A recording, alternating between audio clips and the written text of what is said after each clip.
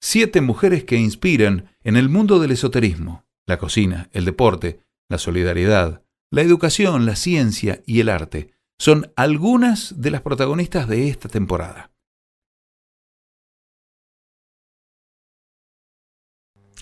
La sobreadaptación es una rigidización. Entonces, justamente la propuesta de la crianza respetuosa es una actualización constante, es hoy. ¿Vos fuiste una niña criada respetuosamente, Pau? No, es puro trabajo.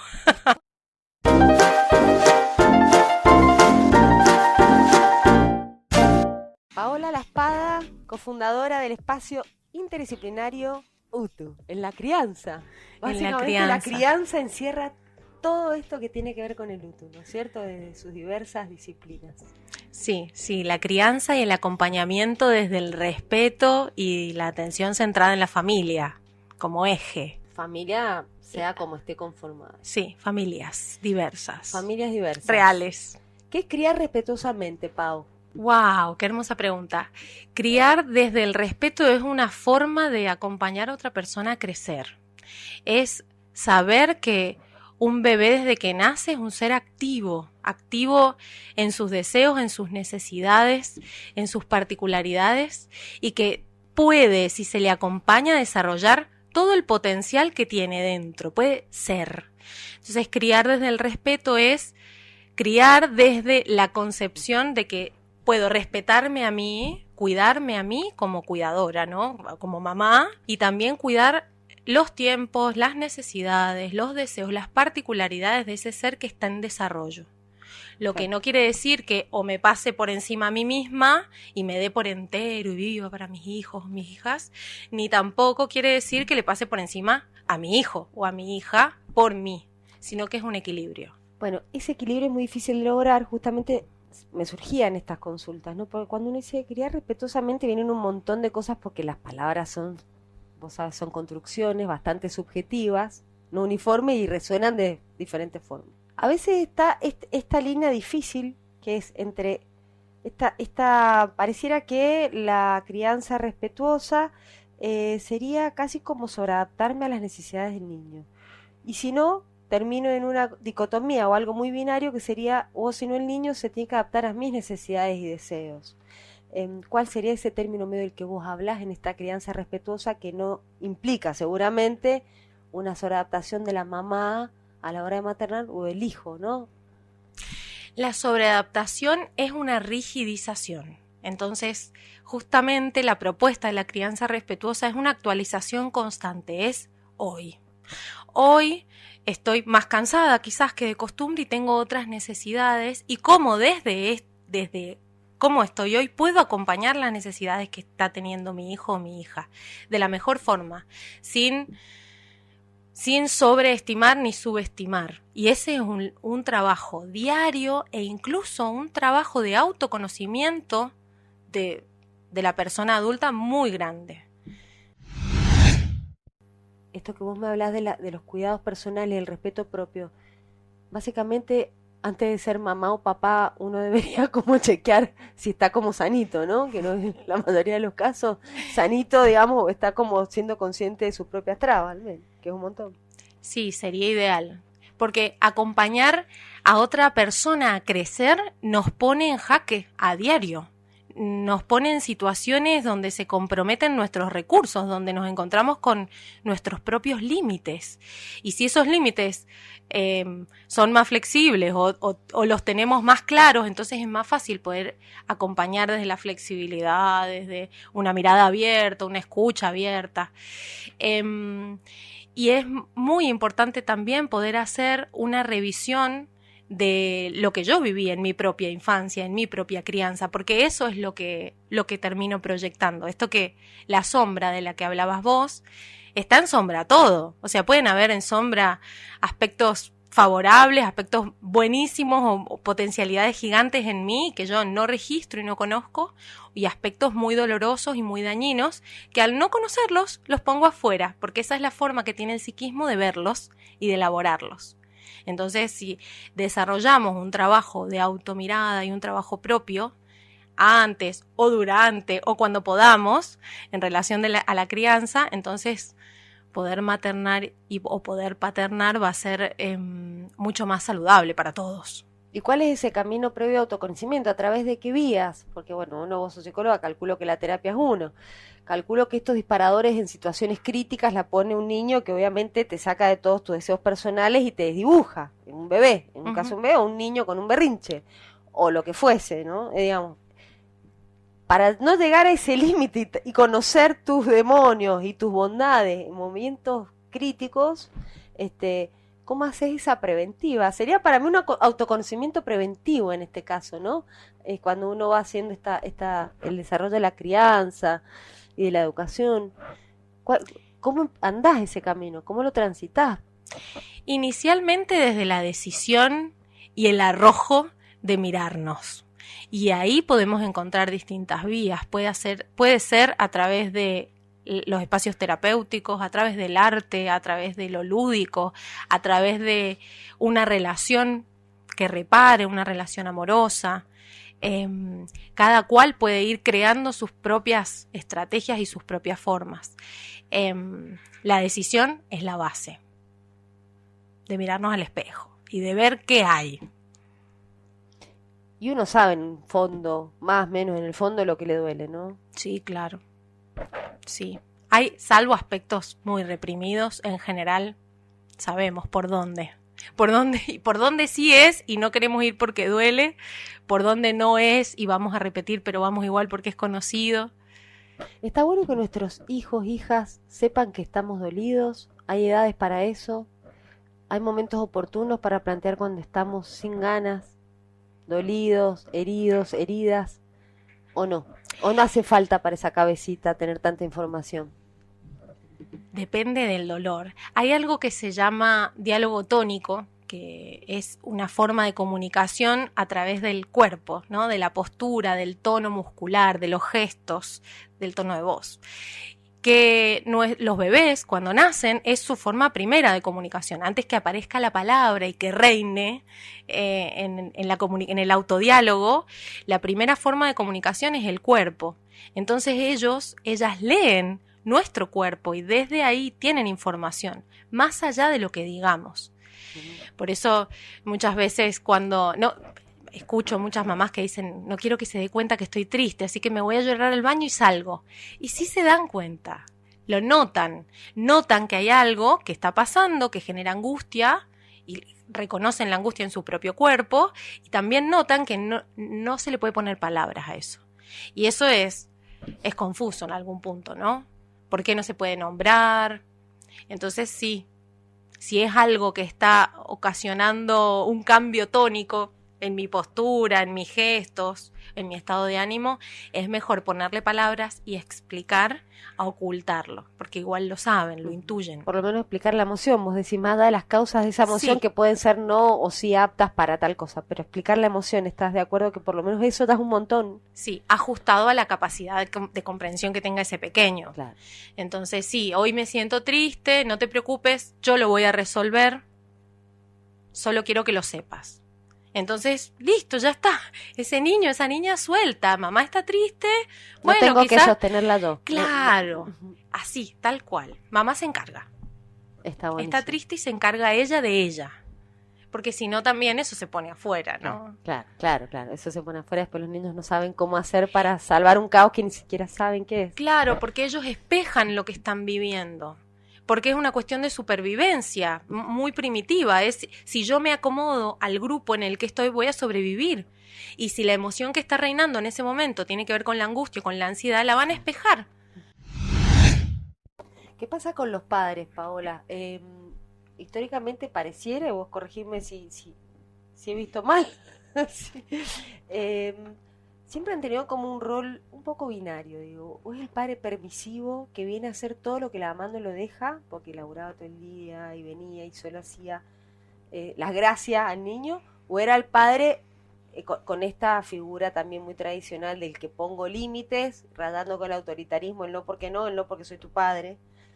¿Cómo está ese rol? ¿Se ha ido deconstruyendo, sí, igual, sigue cada vez peor. Mira, si ustedes vieran la cara de Paola, esto tal vez, la cara diciendo esto, no sé si tiene salida. A ver, contanos. Mira, me estoy encontrando con muchas madres y padres, y sobre todo padres, niños. Como con un mundo emocional inmaduro en el sentido de que no alcanzan a comprender qué les está pasando, qué emociones les están invadiendo y qué hacer con eso. Entonces es muy difícil que sepan cómo acompañar a un ser humano en desarrollo. Y entonces oscilan entre los polos. O sea, el psiquismo humano tiene esta característica de polarizarse. Y a veces caen en el autoritarismo total y a veces en el abandono, ¿no? Como, bueno, no importa, sé lo que quieras, anda. La cosa permisiva es igual, claro, casi al abandono o al destrato, básicamente, ¿no? Es que es lo mismo en realidad. Es lo mismo porque no se está viendo la necesidad que está teniendo ese niño enfrente mío. Me está mostrando una necesidad emocional y yo como adulta, como no sé qué hacer, o lo reto y le digo que no y me pongo dura o rígida o lo dejo que lo haga porque no tengo el registro interno de qué hacer con eso. Blanda y rígida también, digamos, porque no deja de ser, ¿no? Una rigización, no lo ves al otro, ¿no? Claro, no veo lo que al otro le está pasando, no puedo resonar con eso, porque si lo veo me enfrento con lo propio, que yo tampoco sé lo que me pasa a mí. Eso es lo que veo mucho, como mucha inmadurez a la hora de acompañar. Estamos hablando de cualquier edad, padres jóvenes, madres jóvenes, sí. Padres adultos, madres adultas. Sí. No hay un estándar. No es generacional, no es que el centennial o el millennial está superando a los que eran los baby boomers, digamos, por decirlo generacionalmente hablando, o los X, y no sé. No, tiene que ver con un desarrollo psíquico. Ajá. Que va más allá de las generaciones. Pero que sí, es claro que los niños, niñas hacen síntomas, ¿no? Muestran que hay algo que no marcha, por eso llegan al consultorio. Y ahí podemos ver qué no marcha. ¿Qué está pasando con el acompañamiento? ¿Qué falla en el acompañamiento? Y generalmente llegan al consultorio por motus propio, porque generalmente vienen derivados o recomendados por algún psicólogo de la escuela. Cada vez veo más deseo o decisiones de los padres de llevar a sus pequeños o pequeñas a ver qué pasa. También existe la derivación. Te diría que en proporciones, en iguales números más o menos.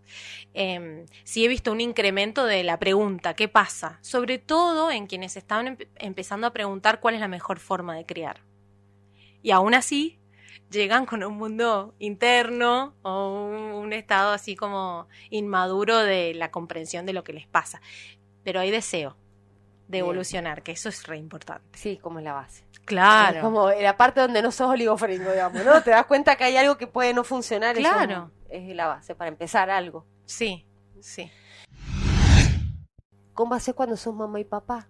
Cuando tenés que hacer, entre comillas, 2 roles, o no se hacen nunca los 2 roles, vos solamente maternás. Roles psíquicos, podríamos decir que sí. En definitiva, la crianza... Explícalo eso, porque tal vez uno no lo, tal vez alguien no lo sabe y ¿cuál es el rol psíquico que se plantea en la crianza?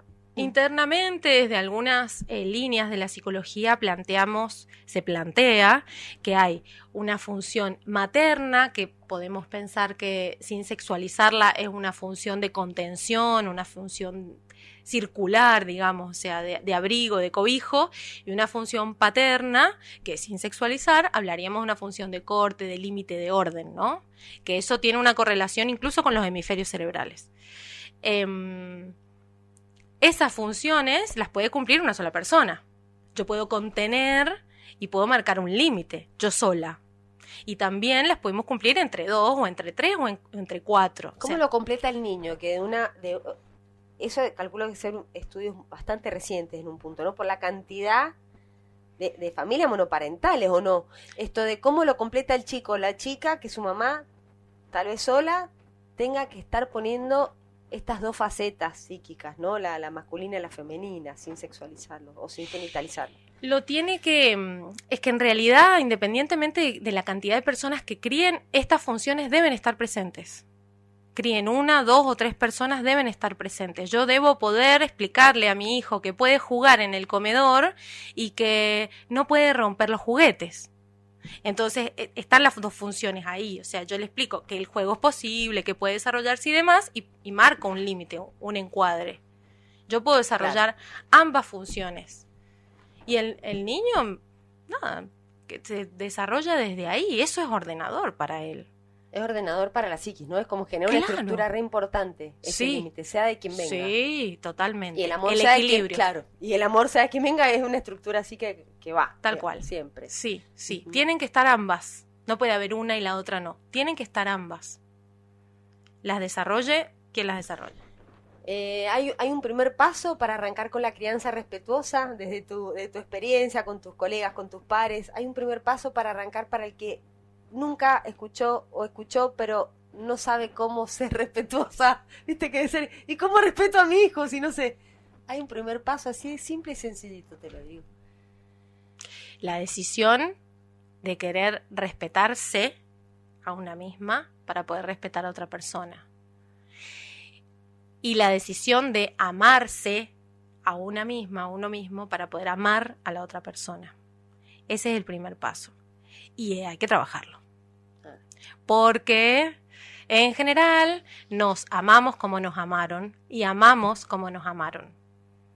Porque es lo que aprendimos. Entonces, desde la decisión podemos cambiar esa historia, crear nuevas formas.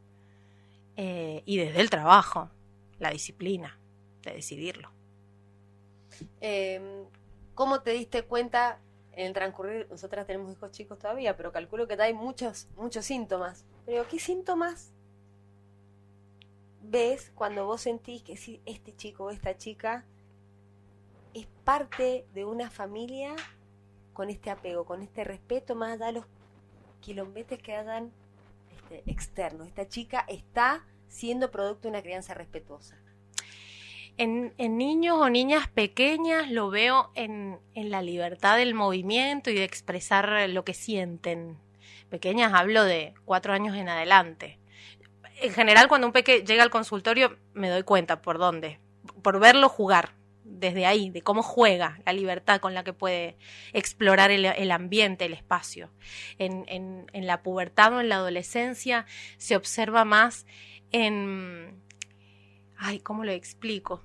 Porque es como tan gráfico, en que están como más asentados o asentadas en su deseo y en el autocuidado, como más con raíces. Porque en la adolescencia el entorno tira y convoca a otra, a un movimiento, a salir del núcleo familiar, y está bien y es necesario.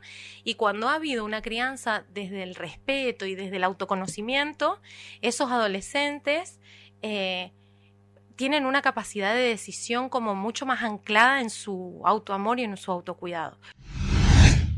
¿Vos fuiste una niña criada respetuosamente, Pau? No, es puro trabajo. Puro laburo personal. Sí.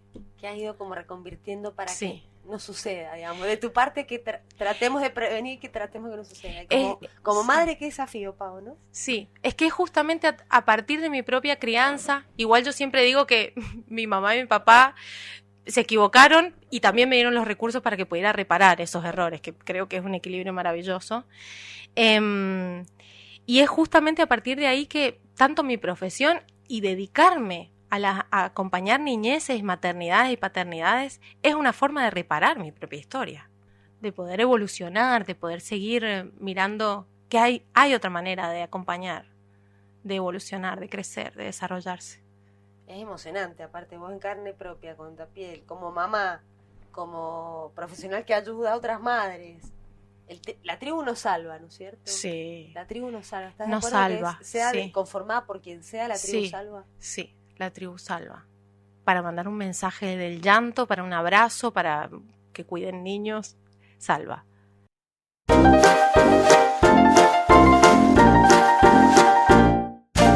Idea, entrevistas, edición y producción general, Valeria Caselles.